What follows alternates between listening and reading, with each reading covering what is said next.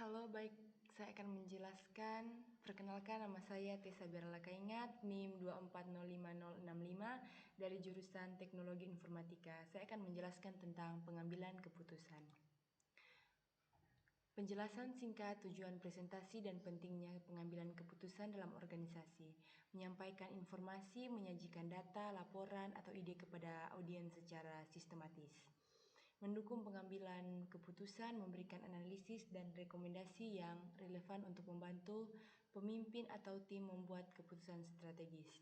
Menentukan arah organisasi, membantu menetapkan strategis, mengoptimalkan sumber daya, memastikan penggunaan waktu, mengelola risiko, membantu organisasi mengidentifikasi potensi masalah dan mencari solusi sebelum berdampak lebih besar.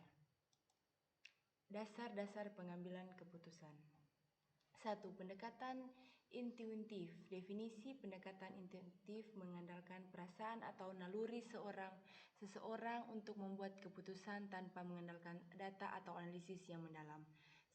Contoh seorang manajer yang membuat keputusan cepat tentang produk baru berdasarkan naluri bisnis dan pemahaman pasar. 2. Pendekatan berdasarkan pengalaman. Pengambilan keputusan berdasarkan pengalaman mengacu pada penggunaan pengalaman masa lalu atau kejadian sebelumnya untuk memandu keputusan saat ini. Contoh seorang dokter yang menggunakan pengalamannya untuk mendiagnosis penyakit berdasarkan gejala yang serupa dari pasien sebelumnya. 3. Pendekatan berdasarkan fakta. Definisi pengambilan keputusan berdasarkan fakta melibatkan pengumpulan data yang relevan, analisis statistik, atau bukti konkret untuk membuat keputusan yang lebih objektif dan terukur. Contoh seorang analisis keuangan yang menggunakan laporan laba rugi dan data pasar untuk memutuskan apakah proses perusahaan harus melakukan investasi besar.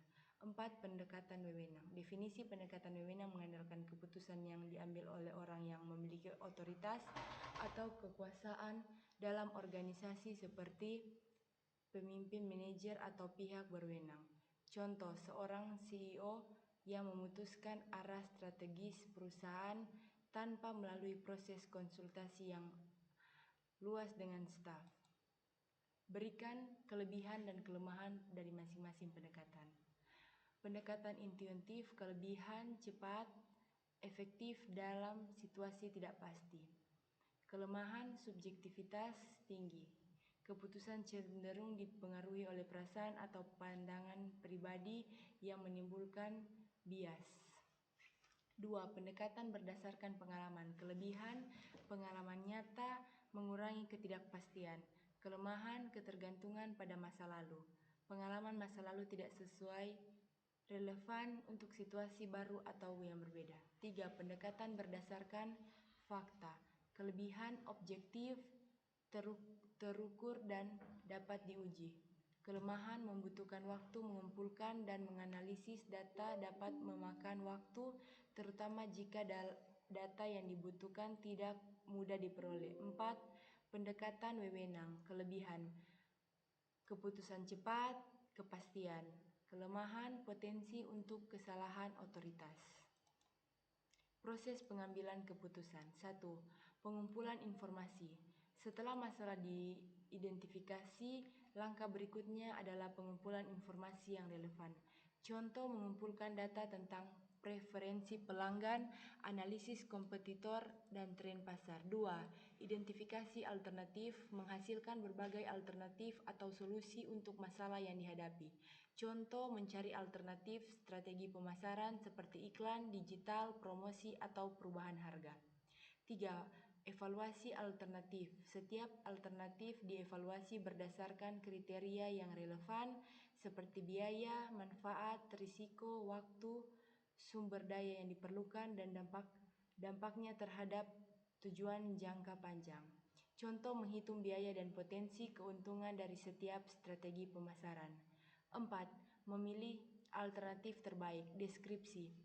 Setelah evaluasi dilakukan, pilih alternatif yang paling sesuai dengan tujuan dan prioritas yang ada. Contoh, memilih strategi pemasaran yang paling efektif dan sesuai dengan anggaran yang tersedia. Identifikasi masalah. Identifikasi masalah adalah langkah pertama dalam proses pengambilan keputusan yang sangat penting. tanpa pemahaman yang jelas tentang masalah yang dihadapi. Pengambilan keputusan yang efektif menjadi sangat sulit. Langkah-langkah dalam identifikasi masalah secara rinci. 1. Menemukan masalah. 2. Pengumpulan data. 3. Menganalisis penyebab. 4. Menetapkan batasan. 5. Mengidentifikasi masalah. 6. Menetapkan tujuan dan kriteria penyelesaian. 7. Mengenali ketidakpastian dan risiko. Analisis alternatif solusi. Analisis alternatif solusi adalah salah satu langkah kunci dalam proses pengambilan keputusan yang dilakukan setelah masalah didefinisikan dengan jelas. Langkah-langkah analisis alternatif solusi. 1. Mengurangi ketidakpastian. 2. Memaksimalkan efektivitas. 3. Optimalisasi sumber daya. 4. Peningkatan keputusan. Pemilihan keputusan terbaik. Pemilihan keputusan terbaik adalah tahap kunci dalam proses pengambilan keputusan setelah alternatif solusi dianalisis dan dibandingkan. Langkah-langkah pemilihan keputusan terbaik. 1. Efektif jangka panjang, penggunaan sumber daya yang optimal, mengurangi risiko, meningkatkan kinerja dan kepuasan. Implementasi keputusan. Implementasi keputusan adalah tahap terakhir dalam proses pengambilan keputusan yang melibatkan pelaksanaan tindakan berdasarkan keputusan yang telah dipilih. Langkah-langkah implementasi keputusan.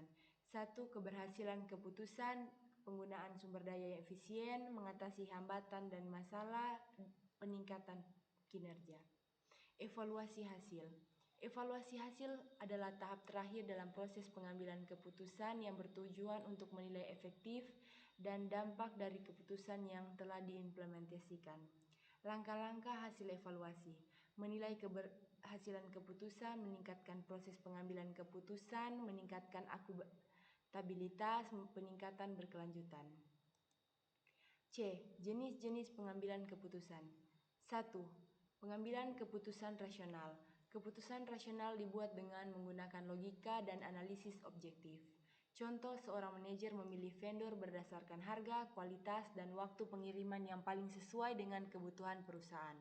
2. Pengambilan keputusan intuitif. Keputusan intuitif didasarkan pada perasaan, pengalaman, dan naluri seseorang tanpa melalui proses analisis yang mendalam. Contoh, seorang pemimpin bisnis mengambil keputusan untuk meluncurkan produk baru berdasarkan insting dan pengalaman masa lalu meskipun data pasar terbatas. 3. Pengambilan keputusan berdasarkan pengalaman. Keputusan jenis ini dibuat berdasarkan pengalaman atau pengetahuan yang telah diperoleh sebelumnya. Contoh, seorang dokter memilih metode pengobatan untuk pasien yang berdasarkan pengalaman dengan kasus berupa di masa lalu. 4. Pengambilan keputusan berdasarkan wewenang. Keputusan ini dibuat oleh seseorang memiliki wewenang atau kekuasaan dalam institusi tertentu.